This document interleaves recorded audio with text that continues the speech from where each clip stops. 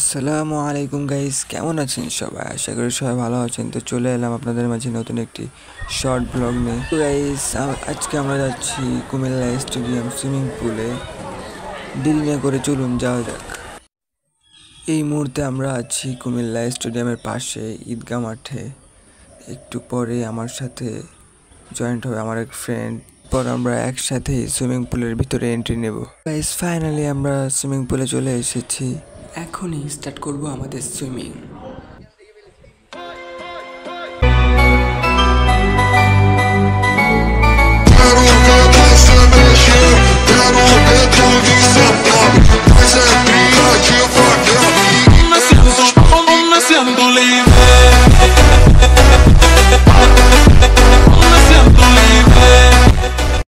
আজকে আকাশের মেঘলা ওয়েদারটা যেমন ছিল, আমাদের মনে আনন্দটাও ঠিক তেমনই ছিল।